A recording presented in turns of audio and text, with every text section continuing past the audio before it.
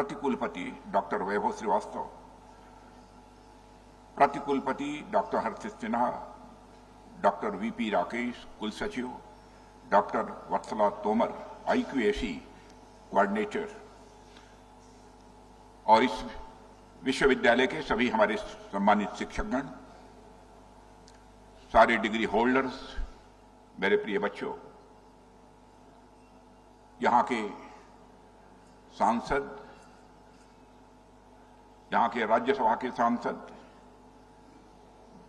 श्री वाजपेयी जी, अन्य विधायकगण और यहां मौजूद हमारे अन्य सभी प्रिय बच्चों, सचमुच इस विश्वविद्यालय में आने के बाद जैसी हमने अनुभूति की है उस आधार पर मैं कह सकता हूं कि इस विश्वविद्यालय में एक अलग प्रकार का वाइब्रेशन मुझे महसूस हुआ है। यहां के बच्चों के डिसिप्लिन, यहां के बच्चों के परफॉर्मेंस के बारे में जानकारी हासिल करने के बाद मुझे सचमुच टीचर होने के नाते एक गौरव की अनुभूति हुई है। मेरे अंदर भी एक सेंस ऑफ प्राइड पैदा हुआ है। आप जानते हैं, मेरठ का जहां तक प्रश्न है, यह भारत के सैन्य, सामरिक और सांस्कृतिक इतिहास में मेरठ का एक अपना विशेष महत्व है। मेरठ 1857 में भी भारत के पहले स्वाधीनता संग्राम का एक प्रमुख केंद्र था। आजादी के बाद मेरठ ने शिक्षा की दृष्टि से भी अपनी एक पहचान बनाई है। कुलाधिपति महोदय से मेरी बात हो रही थी, उन्होंने कहा उत्तर प्रदेश में हमारा विश्वविद्यालय रैंकिंग में नंबर 1 है। इसके लिए मैं सभी यहां के शिक्षकगण और सभी बच्चों को अपनी तरफ से हार्दिक बधाई देता हूं और साथ ही साथ अपनी शुभकामनाएं भी देता हूं। आज यहां मेरठ में IIMT के इस दीक्षांत समारोह में भाग लेकर सचमुच मुझे बेहद प्रसन्नता की अनुभूति हो रही है। आज यहां दीक्षांत समारोह आयोजित किया गया है। दीक्षांत समारोह मैं समझता हूं एक छात्र के जीवन का एक बहुत ही महत्वपूर्ण पड़ाव होता है। एक ऐसा पड़ाव जब आप अपनी शिक्षा हासिल करके, अपनी डिग्री प्राप्त करके अपने जीवन के लक्ष्य को प्राप्त करने के लिए निकल पड़ते हैं। मैं मानता हूं कि आप सभी इस बात से सहमत होंगे कि इस सफर के लिए आपको तैयार करने में आपके गुरुजनों, आपके माता पिता एवं परिवार के अन्य सदस्यों का एक महत्वपूर्ण योगदान रहा है और मैं सभी बच्चों से अनुरोध करना चाहूंगा, इस ऋण को कभी भूलना नहीं चाहिए, बराबर हमको याद रखना चाहिए। इसलिए मैं मानता हूं कि आज का यह दिन उनके सामने अपनी कृतज्ञता और आभार व्यक्त करना, यह आपकी सबसे बड़ी प्रायोरिटी होनी चाहिए। बच्चों, बाहर के विश्वविद्यालयों में डिग्री देने के लिए कन्वोकेशन सेरेमनी होती है, लेकिन भारतीय संस्कृति में दीक्षांत समारोह जो होता है वह हमारे यहां एक संस्कार माना गया है। जब गुरुकुल में शिक्षा ग्रहण करने के बाद छात्रों को गुरुकुल से विदाई दी जाती थी तो उनका समावर्तन संस्कार होता था। समावर्तन का शाब्दिक अर्थ होता है वापस लौटना। यदि आज आप अपनी शिक्षा दीक्षा ग्रहण कर वापस एक सक्षम व्यक्ति के रूप में बाहर की दुनिया में प्रवेश करने जा रहे हैं, आप अब एक जिम्मेदार नागरिक के तौर पर अपने कार्यों से समाज और देश के लिए एक महत्वपूर्ण योगदान करने में भी महत्वपूर्ण भूमिका का निर्वाह करेंगे। इस दीक्षांत का अर्थ यह बिल्कुल नहीं है कि अब आपकी शिक्षा समाप्त हो गई है।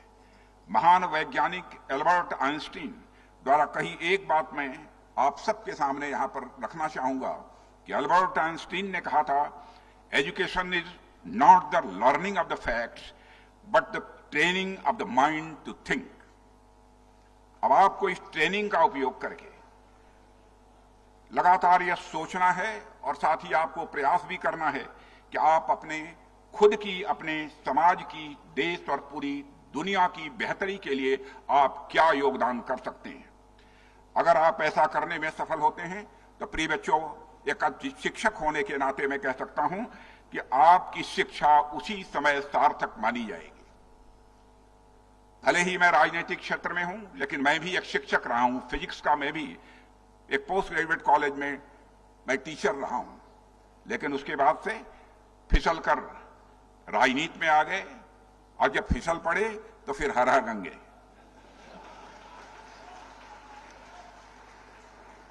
प्रिय छात्रों, आप सभी जानते हैं कि हमने वर्ष 2047 तक एक भारत को विकसित देश बनाने का लक्ष्य तय किया है। इस राष्ट्रीय संकल्प की सिद्धि और लक्ष्य की प्राप्ति में आपकी पीढ़ी के द्वारा किया गया काम निश्चित रूप से निर्णायक भूमिका अदा करेगा, ऐसा मेरा पक्का विश्वास है। आपके द्वारा देखे गए सपने, आपकी नई सोच और आपके द्वारा किए गए काम भारत को दुनिया में एक नई पहचान दिलाने का काम करेंगे। आज 11 जनवरी है और कल हम सभी के लिए यह विशेष रूप से नौजवानों के लिए एक बहुत ही महत्वपूर्ण दिन है। आप सभी जानते हैं कि 12 जनवरी स्वामी विवेकानंद जी की यह जयंती है और यह स्वामी विवेकानंद की जयंती 12 जनवरी को सारे देश भर में युवा दिवस के रूप में मनाई जाती है। मैं मानता हूं कि युवा दिवस मनाने के लिए इससे उपयुक्त दिन और कोई भी नहीं हो सकता था, क्योंकि स्वामी जी सही मायनों में भारत के पहले ग्लोबल यूथ थे और जिनका प्रभाव देश और विदेश दोनों जगहों महसूस किया गया। आप खुद सोचिए, सिर्फ 39 इयर्स की छोटी सी आयु में उन्होंने कितनी ऊंचाई हासिल की। युवाओं ने अपने दृढ़ विश्वास को व्यक्त करते हुए युवाओं में उन्होंने एक बार अपना दृढ़ विश्वास व्यक्त किया कि हमारी देश के नौजवानों से बहुत बड़ी अपेक्षाएं हैं, और यह विश्वास व्यक्त करते हुए उन्होंने कहा था, भविष्य के प्रति मेरी आशा चरित्रवान, बुद्धिमान और दूसरों की सेवा के लिए सर्वस्व त्यागने में विश्वास रखने वाले युवाओं में भी यह निहित है। यह अपेक्षा इस देश के नौजवानों से स्वामी विवेकानंद की रही है। प्रिय बच्चों, आप सब जानते हैं कि विवेकानंद जी ने 1893 में शिकागो, अमेरिका में आयोजित विश्व धर्म महासभा में भारत की ओर से सनातन धर्म का प्रतिनिधित्व किया और भारत की सांस्कृतिक और आध्यात्मिक ऊर्जा से अमेरिका और यूरोप के लोगों को परिचित कराया था। उन्होंने कहा था, मुझे गर्व है कि मैं एक ऐसे देश से हूं जिसने इस धरती पर सभी देशों और धर्मों के परेशान और सताए गए लोगों को शरण दिया है, और दुनिया का अकेला देश यह भारत है जहां के ऋषियों और मनुष्यों ने सारे विश्व को वसुधैव कुटुंबकम का संदेश दिया है। The whole world is a family, पूरा विश्व यह परिवार है। यह दुनिया के किसी एक देश से यह संदेश सारे विश्व को गया है, तो हमारा और आपका देश यह भारत है।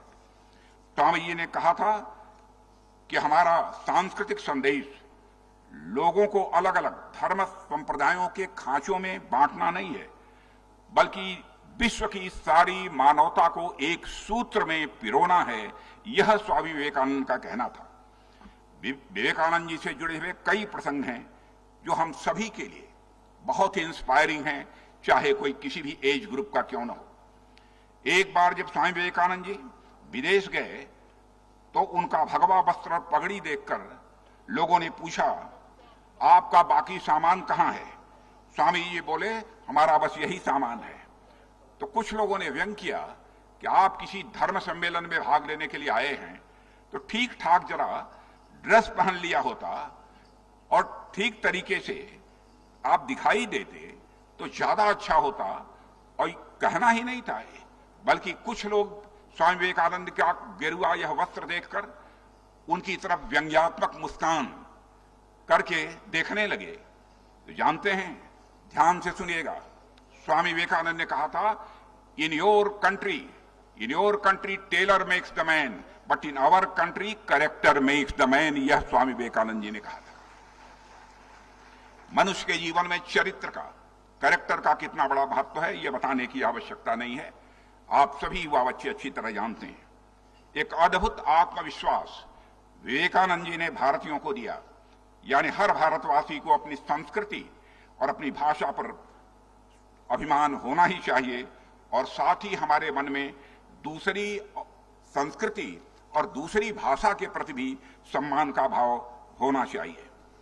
प्रिय छात्रों, जब भारत दुनिया में अपना सही स्थान हासिल करने की दिशा में तेजी से आगे बढ़ रहा है तो विवेकानंद जी जैसे महान व्यक्तित्वों की जीवन यात्रा और उनके आदर्श और मूल्य स्वाभाविक रूप से हम सभी का मार्गदर्शन कर रहे हैं।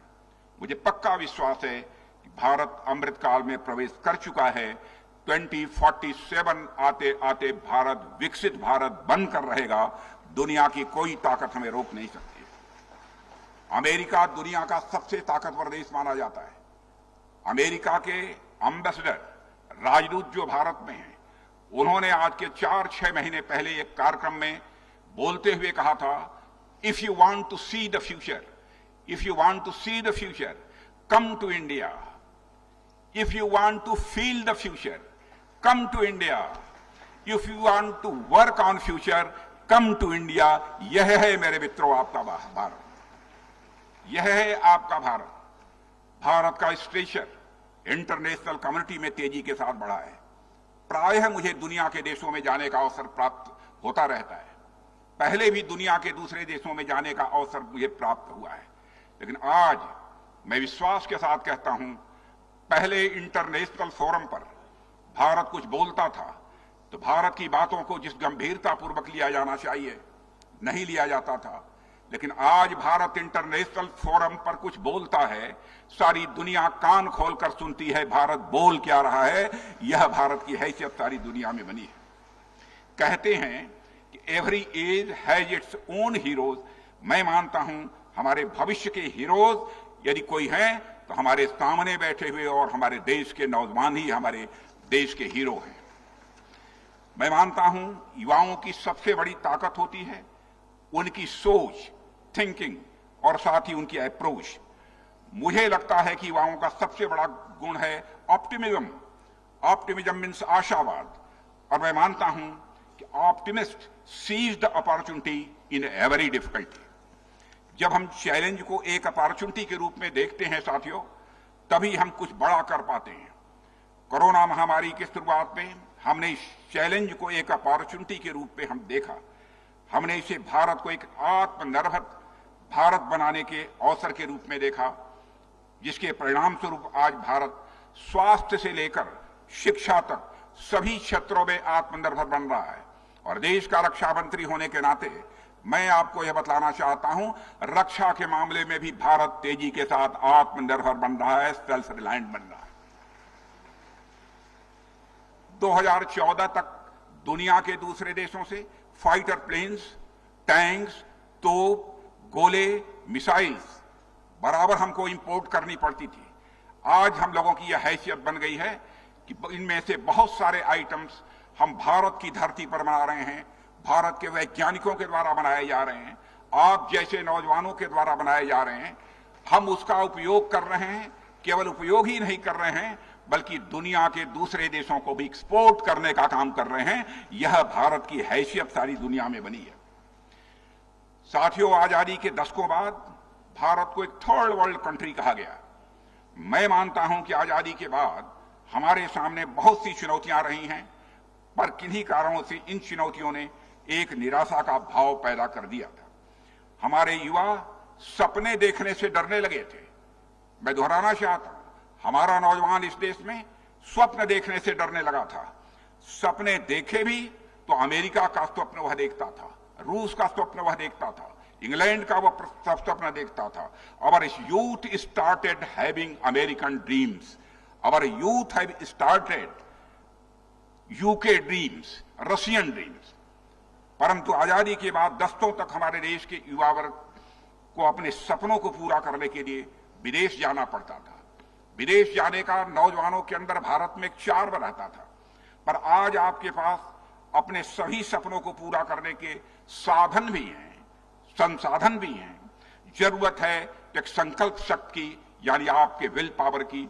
और मैं जानता हूं दुनिया के सारे देशों में जाने के बाद यदि स्ट्रांग विल पावर मुझे देखने को कहीं मिला है तो अपने भारत देश के नौजवानों के अंदर स्ट्रांग विल पावर देखने को मिला है। पर दोस्तों, आज कहना चाहूंगा समय बदल गया है। यह इंडियन ड्रीम का समय है, भारतीय स्वप्न देखने का समय है। आज आप अपने इस देश में, अपने भारत में रहकर कोई भी स्वप्न जो देखना चाहते हैं देख सकते हैं और उन्हें अपने संकल्प और साधना से आप जैसे नौजवान ही उसे पूरा कर सकते हैं। और यह कोई स्टेटमेंट नहीं है, फिर से मैं बात दोहराना चाहता हूं, यह हमारा कोई स्टेटमेंट नहीं है, बल्कि यह फैक्ट है। मेरे नौजवानों, भारत वैश्विक स्तर पर सबसे वाइब्रेंट स्टार्टअप इकोसिस्टम में से एक के रूप में उभरा है। इसने तीसरे सबसे बड़े स्टार्टअप हब के रूप में अपनी जगह बनाई है। आज भारत के अंदर मोर देन 1,30,000 स्टार्टअप्स इस समय काम कर रहे हैं। आज के 10 साल पहले भारत में स्टार्टअप्स का नंबर 400 और 500 हुआ करता था। यूनिकॉर्न्स का नंबर आज हमारा जो है 100 से ऊपर तक पहुंच गया है। इस दुनिया में टॉप 10 कंट्रीज में एक यूनिकॉर्न यदि कहीं का है मेरे बहनों भाइयों तो भारत का है। यह आप सब नौजवानों का ही करिश्मा है। आज भारत सशक्त डिजिटल इकोनॉमी, डिजिटल अर्थव्यवस्था बनकर उभरा है। ध्यान से सुनना मेरे बच्चों, क्या करिश्मा किया है इस क्षेत्र में भी आप जैसे नौजवानों ने। 2024 में 171 बिलियन यूनिफाइड पेमेंट इंटरफेस, जिसे यूपीआई कहते हैं, उसका ट्रांजैक्शन हमारे भारत में हुआ है, जिसकी वैल्यू 245 लाख करोड़ है। दुनिया के किसी देश में यूपीआई से इतना बड़ा ट्रांजैक्शन नहीं हुआ है जितना कि हमारे और आपके देश इस भारत में हुआ है। भारत में इंटरप्रेन्योरशिप, उद्यमिता के स्पिरिट में पिछले दशक में पैराडाइम शिफ्ट स्वाभाविक रूप से आया है। बेंगलुरु, हैदराबाद, मुंबई और दिल्ली एनसीआर जैसे शहर इनोवेशन के केंद्र बन गए हैं। एफोर्डेबल इंटरनेट और यंग डायनेमिक वर्कफोर्स, नेफिनटेक, एडिटेक, हेल्थ टेक और ई कॉमर्स सहित विभिन्न क्षेत्रों में स्टार्टअप के विकास को बढ़ावा दिया गया है। इन सभी बातों का मतलब यह होता है मेरे प्रिय बच्चों कि आज यदि आपके पास टैलेंट है, आपके पास यदि विजन है और आपकी कड़ी मेहनत करने और बदलाव लाने की आपके अंदर तड़पन है, तो आपके पास बहुत बड़े अवसर हैं, अपार अवसर हैं। मेरे छात्रों, जीवन में हम जैसे जैसे बड़े होते हैं, हम बड़ी बड़ी किताबें पढ़ने लगते हैं, बड़े बड़े फिलॉसफिकल डॉक्ट्रिन से हम इंस्पायर होने लगते हैं। अच्छी बात है, जितना संभव हो हमको उतना पढ़ना चाहिए। मैं पढ़ने से मना नहीं करता। ज्ञान प्राप्त की प्रक्रिया, ज्ञान प्राप्त करने का यह प्रोसेस यह कंटिन्यूअस होता है, बना रहना चाहिए। पर साथ में हमें यह भी नहीं भूलना चाहिए कि जो बातें हमें बचपन में सिखाई गई हैं उसे भी हमको भूलना नहीं चाहिए, जो हमारे माता पिता और हमारे गुरुजनों ने सिखाई है। और बात को बहुत लंबी आगे न बढ़ाते हुए मैं सभी बच्चों से कहना चाहूंगा, आपके जिंदगी में पेशेंस होना चाहिए। मेरे बच्चों, पेशेंस कभी मत खोना। पेशेंस होना चाहिए, परसिस्टेंस होना चाहिए और प्रिजर्वेंस होना चाहिए। इन तीनों की कीमत को, इन तीनों की वैल्यू को आप समझें। मैं विश्वास के साथ कह सकता हूं, यदि आपके अंदर पेशेंस है, परसिस्टेंस है, प्रिजर्वेंस है, तो दुनिया में आगे बढ़ने के से आपको कोई रोक नहीं सकता है। अभी आपने देखा होगा, हाल में ही एक 18 साल के युवा ने अपनी टैलेंट से, अपनी प्रतिभा से सारी दुनिया को चौंका दिया। यहां मैं बात कर रहा हूं भारतीय ग्रैंड मास्टर डी गुकेश की, जिसने हाल में ही सिंगापुर में वर्ल्ड चेस चैंपियनशिप जीतकर एक नया इतिहास रच दिया है। गुकेश की जीत यह हर मायने में असाधारण है, क्योंकि उन्होंने 1985 में गैरी कैस्परोव को 22 साल की उम्र में वर्ल्ड चेस चैंपियन बनने का रिकॉर्ड तोड़कर 18 साल की उम्र में यह खिताब जीता है। यह होता है पेशेंस, परसिस्टेंस, प्रिजर्वेंस का करिश्मा। बहुत लोग गुकेश के टैलेंट को गॉड गिफ्टेड मानते हैं। यह परमात्मा की देन थी गुकेश को, पर मैं मानता हूं कि यह कठिन परिश्रम और उसके फोकस का परिणाम है, उसके पेशेंस का परिणाम है। 7 साल की उम्र में गुकेश ने अपना मन बना लिया था कि वो भारत के लिए खिताब जीतेगा, और यह उनका खुद पर विश्वास, उनकी कड़ी मेहनत और फोकस ही था कि उन्होंने अपना यह सपना इतनी कम आयु में पूरा कर दिया। यहां जो बच्चे बैठे हैं, बहुत सारे बच्चे 18 की ऊपर की उम्र में होंगे। यदि गुकेश इस काम को कर सकते हैं तो हमारे IIMT यूनिवर्सिटी के हमारे बच्चे क्यों नहीं कर सकते हैं? यह बात हमारी समझ के परे है।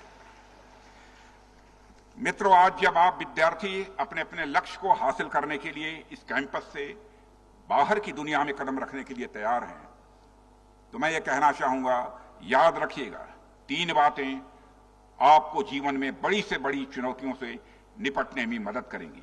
वह 3 बातें हैं। ईश्वर में आपकी आस्था होनी चाहिए, आप अपनी क्षमताओं पर आपको भरोसा होना चाहिए और अपने प्रयासों के सर्वोत्तम परिणाम के प्रति विश्वास होना चाहिए। मैं जब ईश्वर के प्रति आस्था कहता हूं तो लोग कहते हैं, साहब ईश्वर क्या होता है? ईश्वर कहीं दिखाई देता है? ईश्वर का एग्जिस्टेंस कहां है? मैं वैज्ञानिक आधार पर अवसर यदि मेरे पास होता तो मैं बच्चों को बतलाता कि ईश्वर कहां होता है, लेकिन समयाभाव के कारण इसमें डिटेल में नहीं जाना चाहता हूं। लेकिन मैं दावे के साथ कह सकता हूं, in whole universe each and everything is guided by the super power that is God. वही परमात्मा है। मैं एक उदाहरण देता हूं। जब एक पिता अपने छोटे से बच्चे को, 1.5 साल के बच्चे को ऊपर उछालता है, तो बच्चा रोता नहीं है बल्कि हंसता है, क्योंकि बच्चे को विश्वास होता है कि हमारे पिता ने हाथ से छोड़कर हमको ऊपर उछाला है तो हमारा पिता ही अपने हाथों पर मुझे संभाल लेगा, पकड़ लेगा। यही परमात्मा का काम होता है, यही विश्वास का करिश्मा होता है। आपको ईश्वर पर, अपने माता पिता पर और अपने गुरुओं पर भी ऐसा ही विश्वास होना चाहिए।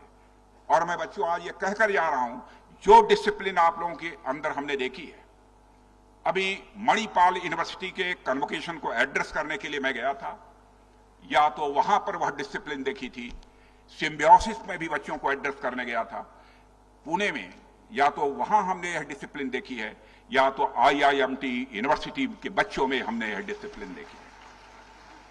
मैं इसके लिए कुलाधिपति महोदय, कुलपति महोदय, सभी हमारे सम्मानित शिक्षकगण और शिक्षकों के अतिरिक्त भी इस विश्वविद्यालय में कार्य करने वाले अन्य जो प्रोफेशनल्स हैं, जो अन्य कर्मी हैं, उनको मैं हृदय से अपनी हार्दिक बधाई देता हूं। साथियों, आप सभी के इर्द गिर्द ऐसी बहुत सारी घटनाएं घटित होती हैं जिन्हें हम सही मायने में इपोच मेकिंग यानी युग प्रवर्तक कह सकते हैं। मैं मानता हूं कि सभी घटनाएं आपके लिए एक सोर्स ऑफ इंस्पिरेशन है, यह एक प्रेरणा के स्रोत है। आप सभी जिस एज ग्रुप को से आते हैं उस जनरेशन को जेड कहते हैं, जेड जनरेशन से आप लोग आते हैं। आप सभी उस जनरेशन का हिस्सा हैं जो कम उम्र से ही internet access, portable digital technology के साथ आप खड़े हुए हैं और उसके साथ आप बड़े हुए हैं। हम लोगों के जमाने में यह सब नहीं था। आप सभी सिर्फ डिजिटल लिटरेट ही नहीं, डिजिटल नेटिव्स भी हैं, यानी डिजिटल और इंफॉर्मेशन टेक्नोलॉजी आपके जीवन का यह अभिन्न हिस्सा बन गया है। इसलिए आप सभी इस बात को बखूबी समझेंगे, भारत का खुद के दम पर 5G टेक्नोलॉजी को हासिल करना यह कोई साधारण घटना नहीं है, बल्कि एक जायंट लीप है, एक बहुत बड़ी यह उछाल है। और मैं आपको जानकारी देना चाहता हूं, क्योंकि मैं भी साइंस का छात्र रहा हूं, टेक्नोलॉजी से मैं भी जुड़ा रहा हूं, चीजों के बारे में हमारी रुचि रहती है। मैं ये कह सकता हूं 6G रोल आउट होने की प्रक्रिया भी अब भारत में प्रारंभ हो चुकी है। मेरे बहनों भाई, दुनिया की टॉप कंट्रीज में आकर यह भारत खड़ा होगा, मेरा ऐसा पक्का विश्वास है। पहली बार 5G के साथ पहली बार टेलीकॉम टेक्नोलॉजी में ग्लोबल बेंचमार्क भारत बना रहा है और भारत लीड कर रहा है। इस पर हमारे बच्चों को गौरव की अनुभूति होनी चाहिए। साथियों, आप सब इस बात को भली भांति समझते हैं कि 5G इंटरनेट का पूरा आर्किटेक्चर यह बदल कर रख देगा। इसलिए भारत के नौजवानों के लिए आज 5G बहुत बड़ी अपॉर्चुनिटी लेकर आया है, यह मैं मानता हूं। आपको यह जानकर खुशी होगी कि आज भारत के लगभग हर शहर और कस्बे में 5G कनेक्टिविटी पहुंच चुकी है। आज चीन और अमेरिका के बाद भारत में सबसे ज्यादा 5G यूजर्स हैं। चीन और अमेरिका के बाद सबसे ज्यादा 5G यूजर्स कहीं पर हैं, आपके और हमारे देश भारत में। अभी 5G की कनेक्टिविटी भारत के गांव में पहुंच रही है। जैसा मैंने कहा, कुछ ही समय में 6G भी हमको भारत के गांव में ये देखने को मिलेगा। यानी 6G के स्पेक्ट्रम एलोकेशन की तैयारी भी तेजी के साथ हमारे भारत में हमारे प्रधानमंत्री के नेतृत्व में प्रारंभ हो चुकी है। आज भारत, जैसा मैंने कहा, हर क्षेत्र में आत्मनिर्भर बन रहा है। ऐसे में आप सभी एक नए विश्वास, आत्मविश्वास और ऊर्जा के साथ भारत का प्रतिनिधित्व करते हुए अपने कदम आगे बढ़ाएं, यह मैं सभी बच्चों का आह्वान करना चाहता हूं। हताशा और निराशा पास नहीं आनी चाहिए, बराबर will power, strong will power होना चाहिए। यदि निराशा का कोई क्षण दिखाई देता है तो उस पर विजय यदि कोई प्राप्त कर सकता है, हम ही कर सकते हैं। इस विश्वास के साथ मेरे बच्चों, जीवन में कदम आगे बढ़ाओ। अगर आपके पास आइडिया है, स्किल सेट है और आप मेहनत करने के लिए तैयार हैं, तो आपको न अपॉर्चुनिटीज की, न अवसरों की, न रिसोर्सेस की, न संसाधनों की कमी किसी भी सूरत में आपको नहीं पड़ने पाएगी। आज अगर आपको कोई चीज आगे बढ़ने से रोक सकती है, तो सबसे बड़ी चीज जो आपको आगे बढ़ने में रोक सकती है, वह आपका वीक विल पावर, कमजोर इच्छा शक्ति ही आपको रोक सकती है। इच्छा शक्ति यदि बड़ी है तो दुनिया में कोई ताकत आपको आगे बढ़ने से रोक नहीं सकती है। एक बार मैं भी एक सामान्य गांव से आता हूं, साधारण किसान परिवार का हूं। बचपन में ही मुझे लगा कि मैं या तो वैज्ञानिक बनूंगा या तो मैं राजनीतिक क्षेत्र में कोई स्थान प्राप्त करूंगा। और मैं समझता हूं इसी संकल्प के साथ मैंने काम करना प्रारंभ किया और आज इस मुकाम पर मैं खड़ा हूं। बच्चों, आज मैं इस मुकाम पर खड़ा हूं। एक बार एक व्यक्ति शहर में घूम रहा था। उसने अचानक देखा कि एक बहुत बड़ा हाथी, तगड़ा हाथी, वह एक साधारण सी रस्सी से, कमजोर रस्सी से बंधा हुआ था। उसने हाथी वाले से यह पूछा, क्या इतना बड़ा हाथी तुमने एक साधारण रस्सी से बांध रखा है, इसको ये इसे तोड़ क्यों नहीं देता है? तो उसने कहा कि आप नहीं जानते, यह जो हाथी बहुत छोटा था, बच्चा था, तब मैंने इसको बहुत साधारण रस्सी में बांधा करता था, तो उस समय उस रस्सी को तोड़ नहीं पाता था। अब आज जब वह बड़ा हो गया है तो उसका माइंड मेकअप है, वह मान लिया है मेरे द्वारा रस्सी कभी तोड़ी ही नहीं जा सकती है। एक वैसी उसकी धारणा बन गई है।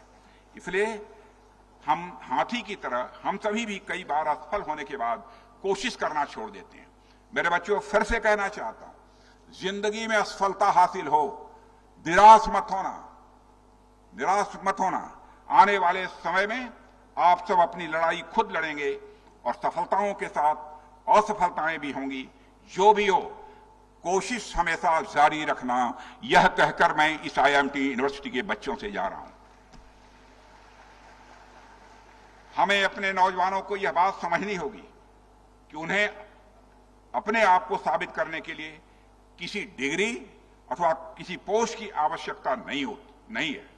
ऐसा होता तो विश्व के सभी बड़े वैज्ञानिक, चाहे वह बुद्धिजीवी, चाहे इन्वेंटर्स हों, इनोवेटर्स हों, सिर्फ बड़े एजुकेशनल इंस्टीट्यूशन से निकलते। पर सच्चाई यह नहीं है। आज का भारत ट्रांसफॉर्मेशन, इनोवेशन और डायनेमिज्म को सेलिब्रेट कर रहा है। मेरे बच्चों, याद कर लो, आज का भारत ट्रांसफॉर्मेशन, इनोवेशन और डायनेमिज्म को सेलिब्रेट कर रहा है, प्रोत्साहित कर रहा है। इसलिए मैं आपसे कहना चाहता हूं, it is innovation and dynamism and ability of the transformation that distinguishes between a leader and a follower. आप सब अपने अपने ट्रांसफॉर्मेशन एबिलिटीज और इनोवेटिव आइडियाज को अपने मेहनत से एग्जीक्यूट करिए। विश्वास रखिए, आपको आपके क्षेत्र में लीडर बनने से दुनिया की कोई ताकत रोक नहीं सकती है। इस विश्वास के साथ इस विश्वविद्यालय से जाइए। प्यारे बच्चों, आज आप सब यहां से ग्रेजुएट होकर, पोस्ट ग्रेजुएट होकर, डॉक्टरेट की डिग्री हासिल करने के बाद आप यहां से निकल रहे हैं। और मैं मानता हूं, आपको बताना चाहता हूं कि आशंका के पलों में अपने इतिहास का जो गोल्डन पेजेज है, स्वर्णिम पन्नों है, उनको जरूर पढ़ना। हमारा इतिहास जीवन के बहुमूल्य पाठों का भंडार है। सदियों से भारत ने ज्ञान और ज्ञान विज्ञान में जो है विश्व का नेतृत्व किया है, चाहे वह फिजिक्स हो, चाहे वह केमिस्ट्री हो, चाहे वह सोशल साइंस हो, हर फील्ड में भारत ने एक नया कीर्तिमान स्थापित किया है। प्रिय बच्चों, वायरलेस ट्रांसमिशन के आविष्कार का श्रेय गुलियल्मो मार्कोनी को दिया जाता है, पर शायद आपको जानकारी नहीं होगी, भारतीय वैज्ञानिक जगदीश चंद्र बोस ने भी उसी समय वायरलेस की खोज कर ली थी। आप जैसे ही शिक्षण संस्थाओं में पढ़ने वाले सामान्य परिवार के थे जगदीश चंद्र बसु। बोधायन, पाइथागोरस थ्योरम आप लोगों ने अर्थ क्लास में भी पढ़ी होगी। ये पाइथागोरस थ्योरम क्यों कहते हैं? इसका तो निजात बोधायन ऋषि ने पाइथागोरस थ्योरम आने के 300 वर्ष पहले ही कर दिया था। इसका प्रमाण शास्त्रों में है, जिसको हमने पढ़ा है जिस पुस्तक में, उस आधार पर यह मैं बात कर रहा हूं। कोई दुनिया का व्यक्ति से चैलेंज करना चाहता है तो मुझसे बात कर सकता है, तो मुझे लिख सकता है, मैं उसका जवाब देने के लिए तैयार हूं। साथियों, भारत आर्यभट्ट, वराहमिहिर, ब्रह्मगुप्त, बोधायन, चरक, सुश्रुत, नागार्जुन, कड़ाग से लेकर सवाई जय सिंह तक वैज्ञानिकों की एक लंबी कतार का साक्षी रहा है। Law of gravitational force Bharat ने दिया है, मैं एक साइंस का स्टूडेंट होने के नाते में कह सकता हूं। इसी तरह आइजैक न्यूटन ने 1000 ईयर्स पहले ही ब्रह्मगुप्त ने पृथ्वी के गुरुत्वाकर्षण सिद्धांत की पुष्टि ब्रह्मगुप्त ने कर दी थी 1000 ईयर्स पहले आइजैक न्यूटन के। 1000 पहले आइजैक न्यूटन से उन्होंने, ब्रह्मगुप्त ने जो gravitational force, law of gravitational force, इसकी पुष्टि कर दी थी। आज यह बात अलग है कि किन्हीं कारणों से इन सब खोजों का श्रेय वेस्टर्न साइंटिस्ट को दिया जाता है। 2019 में एक किताब आई थी, मैं जानबूझकर इसका उल्लेख करना चाहूंगा, जो बच्चे पढ़ना चाहते हैं उसे नोट कर लें। उस किताब का नाम है द मॉस्किटो, ये human history of our deadliest predator, the human history of our deadliest predator. इसके लेखक अपनी किताब में स्पष्ट तौर पर यह लिखते हैं कि सुश्रुत ने 1500 वर्ष पहले ही मलेरिया मच्छरों के काटने की वजह से होता है, मलेरिया मच्छरों की काटने की वजह से होता है, इस बात की खोज कर ली थी। जबकि आपको जानकर आश्चर्य होगा कि 3000 वर्षों तक पश्चिमी देश यही मानकर चल रहे थे कि मलेरिया बुरी गंध के कारण होता है। यह अंतर है। विज्ञान में भारत की उपलब्धियों की एक लंबी फहरिस्त है, पर भारत अन्य क्षेत्रों में भी किसी से पीछे नहीं रहा है। इकोनॉमिक्स के बारे में मैं कह सकता हूं, history, political science, public administration, इन सब विषयों में हमारा देश पॉइनियर रहा है। उठाकर पढ़िए तो भारत ज्ञान का भंडार था और इस बात को पूरी दुनिया मानती थी। अभी एक नई किताब आई है, मैं बच्चों से कहूंगा इसे खोलकर पढ़ें। नई किताब का नाम है the golden road, how ancient India transform the world, how ancient India transform the world, जिसे पढ़कर आपको पता चलेगा कि हमारा इतिहास, हमारी हिस्ट्री या कितने रिच थी, कितनी समृद्ध थी। उस किताब में लिखी एक छोटी सी घटना का उल्लेख करता हूं। वर्ष 773 में उज्जैन से एक ज्योतिषियों का, एस्ट्रोलॉजर का जो है समूह बगदाद पहुंचा था। वह समूह अपने साथ एक बहुत सारी मैन्युस्क्रिप्ट, दुर्लभ मैन्युस्क्रिप्ट, पांडुलिपि लेकर गया था, जिसे अरब के लोग द ग्रेट सिंध हिंद कहकर पुकारते थे।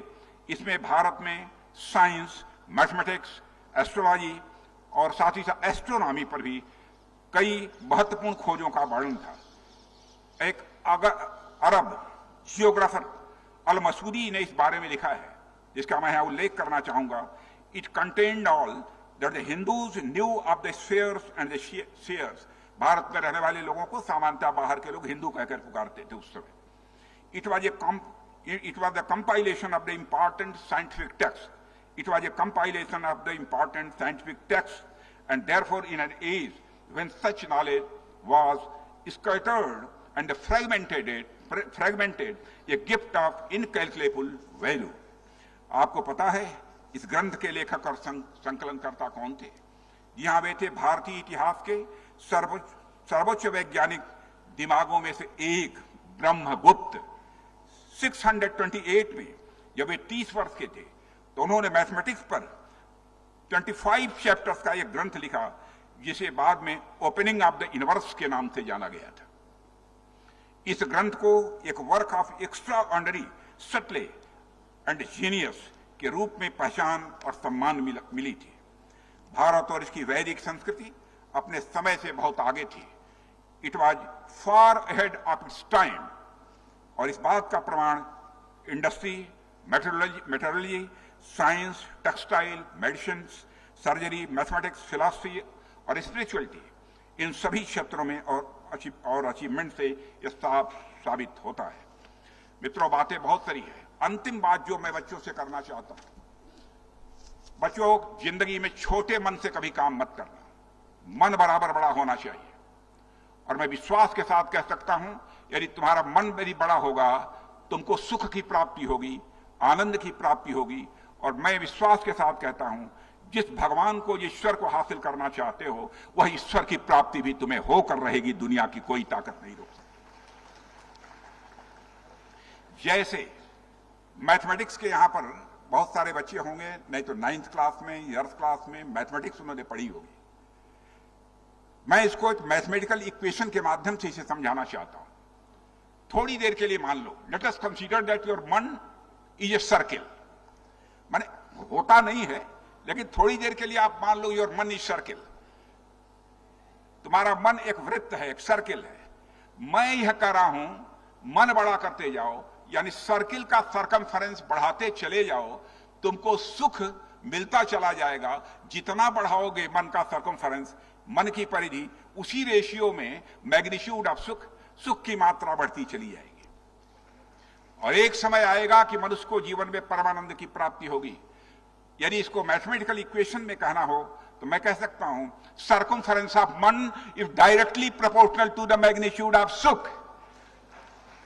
Circumference of man is directly proportional to the magnitude of Anand. Circumference of man is Paramanand. परमानंद का कोई मैग्नीट्यूड नहीं होता, इसलिए मैग्नीट्यूड परमानंद के पहले नहीं लगा है।